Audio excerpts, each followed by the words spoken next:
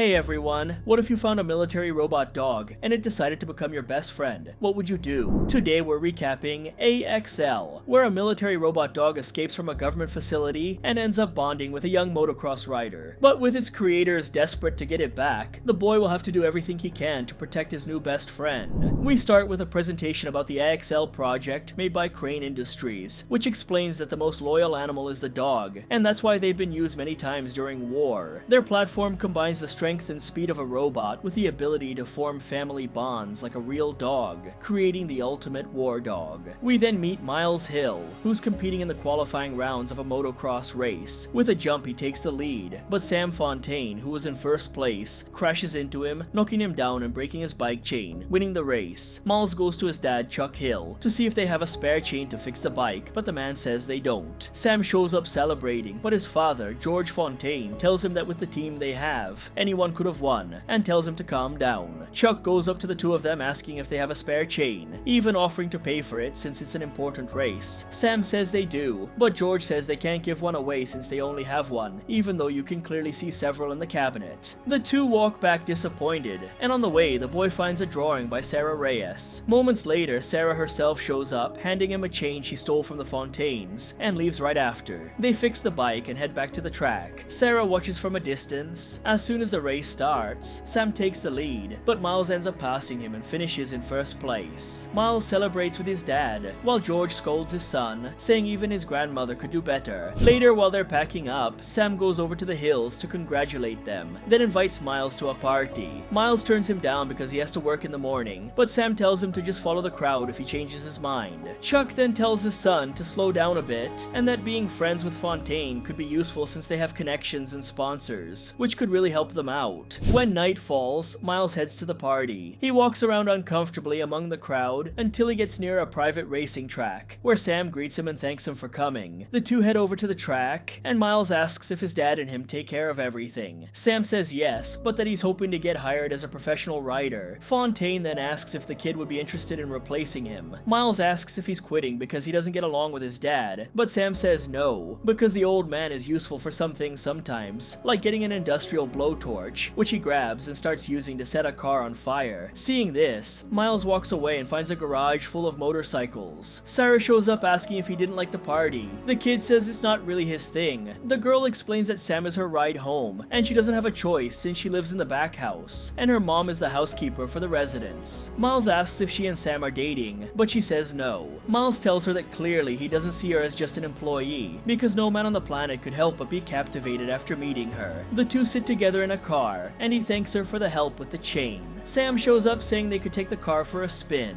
then asks why they're sitting there when the party's going off. Miles says he needs to leave because he works the next day, but Sam tells him he could leave after enjoying the party a bit more. Over at Crane Industries, we see a hole in their gate. Andrick, the lead scientist, shows up and sees the place is a total mess because his project has escaped. The man panics and orders Randall to launch drones to find the robot, even though it's illegal. Meanwhile, far away, the dog heads toward the city. The two spend the entire night searching for the robot. They then get a call from Captain Alicia Weber. The boss tells Randall to keep her out of the servers so she doesn't find out about A.X.L's escape. When he answers the call, Weber tells him the project demonstration is in 2 days and complains that they've spent a $70 million budget promising a war machine, but haven't delivered anything yet. She demands remote access to the robot, and after that, it's all over. We cut to Miles, who's complaining to his dad about the noise from the power saw because he's hungover. Chuck comments that when he told him to have fun, this isn't exactly what he meant. The kid says it's unfair because he has to work twice as hard as the other competitors, and that if he had everything the Fontaines have, he could win any competition, because racing is the only thing that feels right to him. Chuck explains that this won't last forever, because eventually he's going to get hurt or get old. But the kid fires back, saying his grades were terrible, and they don't have money for college, and that racing is the only thing he's good at. But Chuck asks him what else he's even tried doing to know if he's really only good at one thing. After that, the kid goes to clean his bike when Sam and his friends show show up inviting him to do tricks with them at a ranch, saying they'll film everything to promote him and help him get sponsored. At the ranch, the kid pulls off several tricks. Scroggins goes up to him showing the footage, saying it was incredible and that he can't wait to post it. Fontaine then calls him over, saying he should come with them to nationals. Meanwhile, his friends pour energy drink into the fuel tank.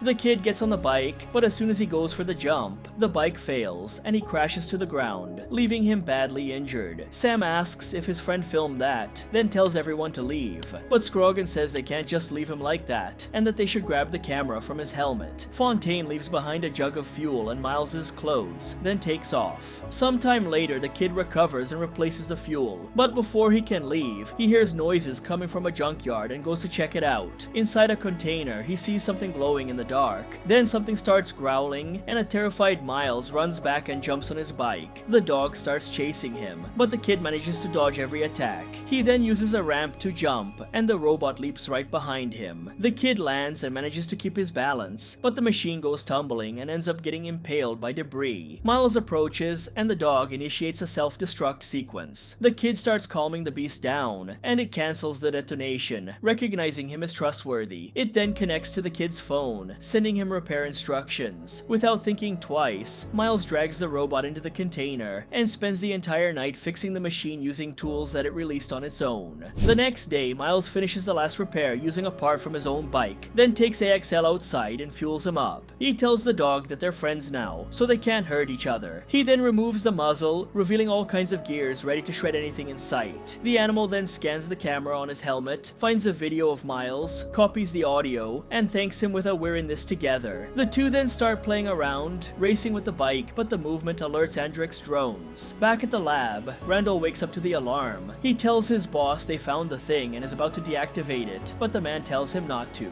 because now they have a human test subject. He orders Randall to activate the sensory feeds, because he wants to see what A.X.L is seeing. His partner does some research and finds out the kids are broke, and their parents are in debt, so they'd accept any amount of money to return the project. Andrek refuses, ordering them to keep watching since his creation is becoming more and more advanced. They were 6 months behind on testing, but now they're 5 years ahead. Far from there, at the Fontaine mansion, we see they've posted Miles's crash video. The group is watching and laughing. Sarah walks in asking if they left him alone out there. Sam says yes, but they left gas for him to get back. Furious, the girl demands they show her exactly where they left him. The girl drives to the location and shouts for Miles, but A.X.L hears her and gets aggressive again. The dog charges toward the car, scaring her. Before she can drive off, the machine jumps onto the back of the pickup truck, getting it stuck in holes. The robot scans her and identifies her as a threat, but before it can attack, Miles shows up and starts calming the machine down. Miles asks Sarah to trust him. He leads her close to the animal and places her hand on it. The dog starts scanning her data and recognizes her as an ally. The two then hop on the bike to play with the dog. Later, Miles asks the girl why she came all the way out there. She tells him she was worried because he disappeared. As night falls, they light a campfire. Sarah says A.X.L probably belongs to the military and they should return him, but Miles points out that there are 2 bullet holes on his side, so he doesn't think the owners deserve to keep him. Sarah says her mom must be worried because she didn't tell her she was going out. Miles says he understands because his dad is probably losing his mind too, but he explains they can only get the truck unstuck in the morning. The girl asks if his mom wouldn't be worried too, but the kid says no, because she passed away a little while back. He then shows her a photo of her. The girl says she understands because she barely knows anything about her dad, who's been coming in and out of her life forever, but the one who suffers the most is her mom. The next day, Joanna Reyes, Sarah's mom, asks Sam if he has any news about her daughter, who said she was sleeping at a friend's house but still hasn't come back. The kid tells her she's with some new guy, but that he could track her phone if she wanted. The woman asks him to do it, and he finds them. Back at the junkyard, with A.X.L's help, the two manage to get the truck out of the hole. Miles says they could try to find out who the robot belongs to, convincing the girl to help him, since it would be dangerous to leave A.X.L alone, because he could hurt anyone who finds him. They cover the machine with a cloth. The pair stops at a gas station to fill up the truck.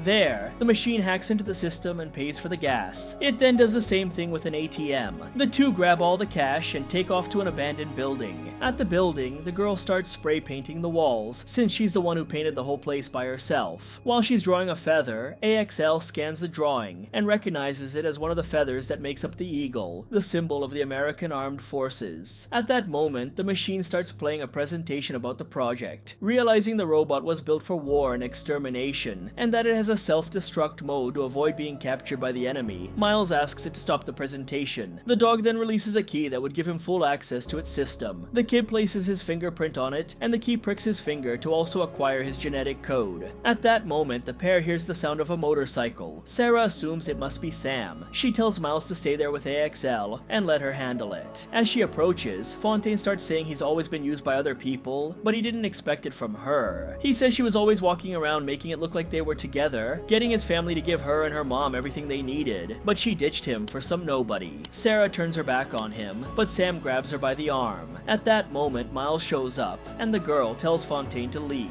Sam tries to punch Miles, but he dodges. A.X.L then jumps on Sam, pinning him down by the chest. Miles tells the dog to drag him over, grabs Fontaine by the collar, and tells him that if he ever gets near Sarah, he'll have the dog tear him apart. Sam says he understands. Miles orders A.X.L not to hurt him, and Sam runs off. Sarah gets upset because her whole life she's tried to keep the peace, since the Fontaines pay for her grandmother's nursing home and basically own her family. But now she's in trouble. The kid apologizes and tells her to go make things right with Sam. But the girl says she's not going to abandon him or A.X.L, but that it's a lot to deal with, and they should tell his dad because they need help. Over at Crane Industries, we see Randall freaking out because the project is now useless without Miles, since the system only obeys him. But Andrick says that if needed, he'd bring the kid in too, because the machine follows everything the boy says, and that's tremendous progress. His colleague explains it's dangerous, because if the kid had ordered the death of that boy, Crane Industries would have civilian blood on their hands. The boss explains that they're working with the military, so that would be inevitable. We cut to Sam, who's gone back to the abandoned building with Scroggins to film the dog, going live so Sarah would see it. The two walk up to the door whistling. A.X.L shows up and doesn't attack them because of Miles's order. Sam throws a ball asking the dog to fetch it, then grabs the industrial torch and sets the dog on fire. A.X.L doesn't even react. We go back to Miles, who's explaining everything to his dad. Chuck says it's incredible, and he really wants to see A.X.L up close, but that despite everything, they should return him to his owner. Miles says that would be wrong because the bullet marks show they were mistreating him. Chuck says it's impossible to mistreat a robot, but the kid insists that the dog can feel things. At that moment, the notification from Sam's livestream pops up on Sarah's phone. Worried, the two rush to the building, leaving the digital key behind. Later, a soldier sent by Crane Industries shows up at Chuck's house asking about his son. The man says he won't say anything without seeing a badge or a warrant, but the soldier pulls out a gun and holds him at gunpoint. He then asks about the access key. Chuck tells him his son keeps everything in the garage, even though he can see the key sitting right there on the table. The soldier heads to the garage. As soon as he lets his guard down looking for the device, Chuck takes him down using a bow and ties him up, then interrogates the man about what's really going on. The kids arrive at the building and find A.X.L completely destroyed. Sarah says there might be no way to fix him, but the machine, still active, sends a location to their phones. The pair loads A.X.L into the truck and heads to the location, arriving at some kind of workshop with computers that show them how to repair the machine. After a long time working on it, the systems begin to reboot. The robot displays a screen showing a 2-hour restart timer. The two take a break and admit that despite being scared, they're enjoying being together, and they share a kiss. At Crane Industries, Andrick is losing it because one of his soldiers is captured and the project is destroyed. Scared by the situation, Randall sends a message to General Weber. The head researcher calms down when he sees that the system is in recovery mode, and sends 2 more soldiers to the location. As soon as the men arrive at the workshop, they spot the project and start trying to restrain it, but Miles notices there are only a few seconds left to complete the initialization, so he throws a part across the room to distract the soldiers, buying enough time for A.X.L to start moving. Once activated, the machine knocks out one of the men. The other soldier starts shooting, but Miles tackles him and Sarah disarms him. The dog then identifies Sam as a threat and initiates a mission to neutralize him.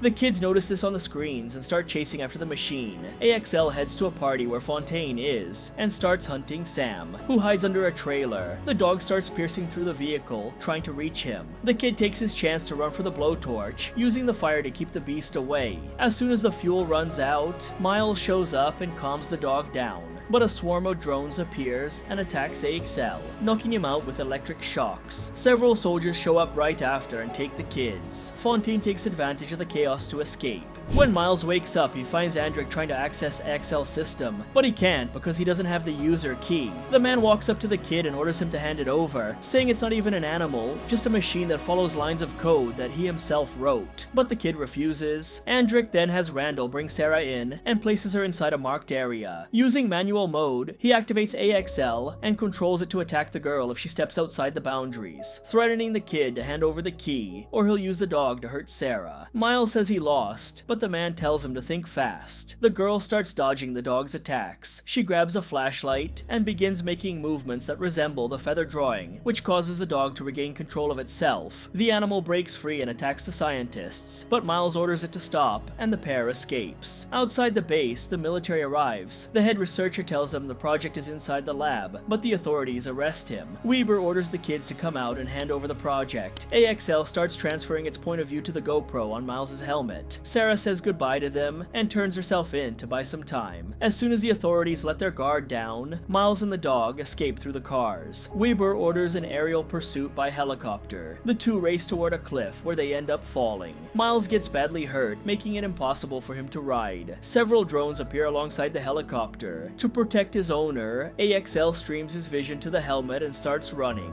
Meanwhile, the machine uploads itself to the cloud, backing up all of its data. Even with multiple drones shocking him to try to slow him down and taking heavy damage, the dog doesn't give up. Once he reaches a safe distance, A.X.L activates self-destruct mode and blows himself up, leaving Miles devastated. 6 weeks pass and we see that Andric is in prison. Weber shows up explaining that several fragments of the robot's code have been moving around the internet, as if it's forming itself again, and she orders the man to figure out a way to deal with it. Andric asks where the kids are. The general tells him they're under surveillance, and that they were given a college scholarship as a bribe to keep the whole thing quiet. The man then says they'd better find them before A.X.L does. We go to Miles. He and Sarah are packing up because they're heading to college in another city. Chuck asks his son if he's going to get arrested, but the kid says no. The two say their goodbyes, and the couple hits the road along with their new dog. The two go to a beach to have some fun. Later, the couple sits down to read and relax. We can see that Miles' major is robotics. Suddenly, Sarah hands him a letter from his dad. Inside the envelope is A.X.L's activation key. The kid presses it, and the system recognizes him. Their phones vibrate, and on their screens appears the A.X.L project, which is downloading assembly blueprints. What if you found a military robot dog, and it decided to become your best friend? What would you do?